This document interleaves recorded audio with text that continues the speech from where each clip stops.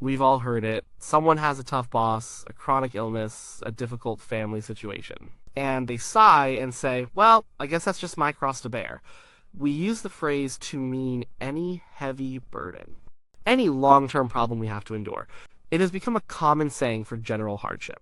But is that what Jesus meant when he looked at his followers and said, whoever wants to be my disciple must deny themselves and take up their cross and follow me? Was he just telling them to suck it up when life gets hard? The short answer is no. Not even close. Jesus' original audience would have been shocked, horrified even. To them, a cross was not a metaphor for a tough day at work. It wasn't a symbol of inconvenience. It was an instrument of brutal, state-sponsored execution. It was the most shameful, painful, and public way to die in the Roman Empire. When they heard the words, take up your cross, they didn't think of a burden. They thought of death. And that's the whole point. Jesus was not talking about the burdens we are forced to carry. He was talking about a death we must choose to die. It's a call to a voluntary execution of our old self. This is something far more radical, far more demanding, and ultimately far more freeing than just enduring life's problems. But to really get this, we have to strip away our modern, sanitized image of the cross. We see crosses on church steeples as beautiful jewelry, as artistic symbols. They are clean, polished, and symbolic. For a first-century person living under Roman occupation, the cross was none of those things. It was a raw, bloody, terrifying reality. The Romans perfected crucifixion to be the ultimate deterrent. It was designed for maximum pain and maximum humiliation. It was reserved for slaves, rebels, and the lowest criminals. It was a public spectacle. The condemned person was often forced to carry the heavy crossbeam, the patibulum, through the city streets to the place of execution. People would line the roads to mock them, spit on them, and watch them suffer. It was a slow, agonizing death by suffocation, as the person struggled to push themselves up on the nails just to get a single breath. It was a statement from Rome. This is what happens when you defy us. This is what happens to your plans, your ambitions, your rebellion. They all end here naked and disgraced on a piece of wood for everyone to see. The cross meant the absolute end of your own will, your own strength, and your own life. It was total defeat. So when Jesus, a man who is gathering followers and talking about a new kingdom, tells them the price of admission is to pick up one of those things, it must have been a stunning moment. He was not saying, following me will be hard sometimes. He was saying, following me will cost you your life. Not just your physical life, potentially, but your entire sense of self. The person you are right now, with all your ambitions and desires and plans for your own glory, has to walk the death march. That person has to be nailed to a cross and left to die. Let's look at the actual passage. The command appears in 3 of the Gospels, Matthew, Mark, and Luke. The context is identical, and it's incredibly important. Jesus has just asked his disciples, who do people say I am? They give some popular answers. Then he asks, but who do you say I am? Peter, in a moment of divine revelation, declares, you are the Messiah, the Son of the living God. This is the high point. They finally get it. But what does Messiah mean to them? It means a king, a conqueror, someone who will overthrow Rome, restore Israel to power, and make them all important figures in his new government. They are probably already imagining their seats at the banquet table, their positions of authority. And then Jesus completely shatters their expectations. He tells them that he, the Messiah, must go to Jerusalem and suffer many things. He will be rejected by the elders, the chief priests, and the teachers of the law. And he must be killed, and on the 3rd day be raised to life. This is not what they signed up for. A suffering Messiah, a killed Messiah, it made no sense. It was a contradiction in terms. Well, Peter, the one who just made the great confession, pulls Jesus aside and rebukes him. Never, Lord, he says. This shall never happen to you. Peter is trying to save Jesus from his own mission. He's trying to protect the powerful conquering king he wants Jesus to be. Jesus' response to Peter is one of the harshest in the entire Bible. He says, get behind me, Satan. You are a stumbling block to me. You do not have in mind the concerns of God, but merely human concerns. He calls his best friend Satan because Peter is voicing the great temptation to gain the world without the cross, to have the crown without the thorns, to be a king by human means, power, force, and self-preservation. It is right after this intense exchange, right after rejecting the path of worldly power and self-preservation, that Jesus turns to all his disciples and says the famous words. Mark chapter 8, verse 34 puts it this way, whoever wants to be my disciple must deny themselves and take up their cross and follow me. The context changes everything. Taking up your cross is the direct opposite of Peter's never, Lord attitude. It's the opposite of self-preservation. It's the opposite of seeking power and glory for yourself. It is willingly embracing the path of suffering, sacrifice, and death to your own agenda, because that is God's agenda. So let's be clear about what taking up your cross is not. It's not your bad back. It's not your difficult child. It's not your dead-end job. It's not your financial debt. These are hardships, to be sure. They are burdens, and God certainly cares about them and can give you strength to endure them. But they are not your cross in the way Jesus meant it. Why? Because most of those burdens are things that happen to us. We don't choose them. A chronic illness is not a choice. A toxic workplace is often a circumstance we find ourselves in, not one we actively seek out.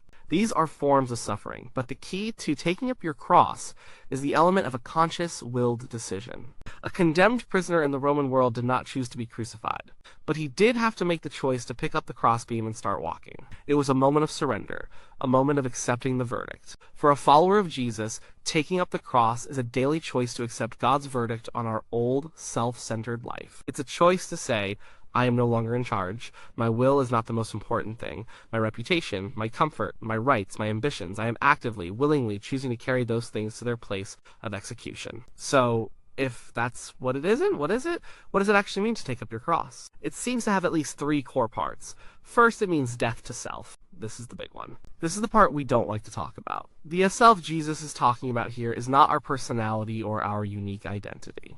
He's talking about the self-centered nature that runs our lives, the ego. The part of us that always wants to be in control, that demands its own way, that seeks its own glory, that nurses grudges, and that prioritizes its own comfort above all else. Taking up the cross means you have declared war on that part of yourself. Every day, you are making a conscious choice to put it to death. When your pride is wounded and you want to lash out, taking up the cross is choosing to die to that impulse and offer forgiveness instead.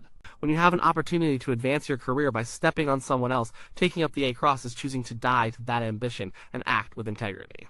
When you want to spend your Sunday afternoon just relaxing, but you know your neighbor needs help moving, taking up the cross is dying to your comfort and choosing to serve. Luke's gospel adds a crucial word. He records Jesus as saying, "Whoever wants to be my disciple must deny themselves and take up their cross daily and follow me." Luke chapter 9, verse 23. Daily. This is not a one-time decision you make when you first become a Christian. It's a constant, moment-by-moment practice. It's a new way of living. Every morning you wake up and you have a choice. Will I live for myself today, or will I take up my cross and live for Christ? It's 100 small choices throughout the day. The choice to listen instead of talk. The choice to give instead of take. The choice to be humble instead of arrogant. Each one is an act of nailing that old self to the wood. Second, taking up your cross means a radical allegiance to Jesus. Notice the full command, deny themselves and take up their cross and follow me. The 3 parts are inseparable. Dying to yourself is not an end in itself. That would just be nihilism. We die to our own will so that we can be fully alive to His will. We give up leadership of our own lives so that we can follow a new leader. It's a transfer of authority. Before, you were the king or queen of your own life. You made the rules, you set the agenda. Taking up your cross is a willing abdication. You are saying, Jesus, you are Lord. You are in charge now. Where you go, I will go. What you say, I will do. Your priorities are now my priorities. This is why it's so much more than just being a good person. Lots of people are good people. Taking up your cross is about allegiance. It's about whose side you are on. Your life is no longer about building your own little kingdom, your perfect family, your successful career, your comfortable retirement. It's now about building His kingdom. Your time, your money, your skills, your energy, they are all now at His disposal for His purposes. This can be scary. It means you might be called to do things that are uncomfortable or that don't make sense from a worldly perspective. It might mean moving to a new city, changing careers, or investing your time in people the world ignores. It means your life is no longer your own. Third, taking up your cross means identifying with Jesus' mission and His fate. Jesus' path led to rejection, misunderstanding, and ultimately a cross. He came to serve, not to be served. He spoke truth to power. He loved the outcasts. He challenged the religious and political systems of his day. And the world hated Him for it. To follow Him means walking a similar path. It means accepting that if you truly live like Jesus, the world may not applaud you. In fact, it might actively oppose you. It means embracing a value system that is completely upside down. The world says, look out for number 1. The cross says, the first shall be last. The world says, get all you can. The cross says, it is more blessed to give than to receive. The world says, assert your rights. The cross says, turn the other cheek. Living this way will inevitably bring you into conflict with the world. You might be misunderstood by your family. You might be mocked by your coworkers. You might lose out on a promotion because you refuse to be dishonest. This is part of what it means to carry the cross. You are sharing in the sufferings of Christ. You are accepting the world's rejection as a sign that you are on the right track, following in the footsteps of your master. It is an acceptance that your ultimate reward and validation come not from the world around you, but from God alone. This all sounds incredibly grim. Death, denial, suffering, rejection.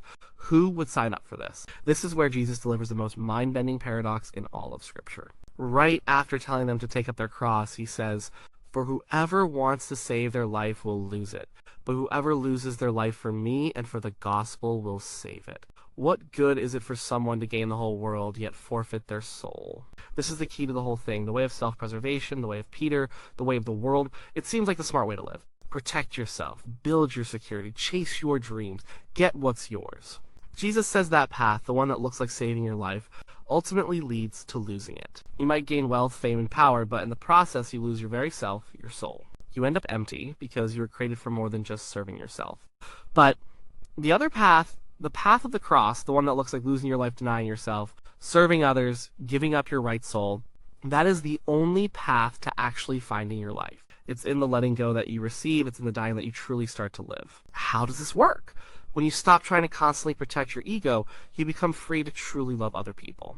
When you stop obsessing over your own comfort, you discover the deep joy of serving. When you stop clinging to control, you experience the peace of trusting to God who is in control. When you give up your life, you are given a new one, a real one, an abundant one, a life connected to its source and its purpose. The old self that you put to death on that cross was a tyrant.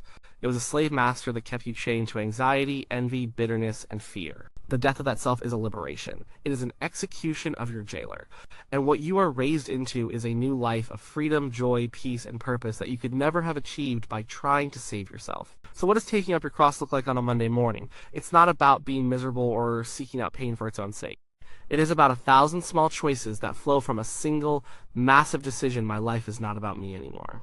It looks like choosing to apologize to your spouse, even when you feel you were mostly in the right, because restoring the relationship is more important than protecting your pride. That's dying to self. It looks like seeing a need and meeting it without any thought of what you'll get in return. It's mentoring a younger person at work, helping a friend move, or giving generously to someone in need. Not because you have to, but because your life is now oriented around giving, not getting. That's a radical allegiance to Jesus. It looks like speaking up against an injustice at work or in your community, even if it makes you unpopular, because you follow a king who stands for justice and righteousness. That's identifying with his mission. It looks like turning off the TV and spending time with your kids, even when you're exhausted. It looks like choosing patience when you feel like yelling. It looks like being honest on your taxes. It looks like praying for the person who has hurt you the most. Each of these acts is a small death. It's the death of your desire for comfort, your pride, your greed, your anger, your right to be right. Each one is a moment of picking up that crossbeam and taking another step on the road behind Jesus. The call to take up your cross is the hardest invitation you will ever receive. It goes against every instinct for self-preservation we have. The world tells us to find ourselves, express ourselves, promote ourselves. Jesus tells us to deny ourselves, lose ourselves, and execute ourselves. It is not a call to bear the unavoidable burdens of life with a stiff upper lip. It is a call to choose a specific kind of death, the death of our own kingdom, the death of our own will, the death of our right to run our own lives. But it is also the only invitation that leads to true life. It is the end of a small, fearful, self-centered existence and the beginning of a vast, free, God-centered adventure. The cross we are called to carry is not a burden that crushes us. It is the instrument that kills the one thing standing in the way of our true joy and freedom, our old self. And by carrying it, we are not walking toward a final defeat, but toward a glorious resurrection into the kind of life we were made for all along.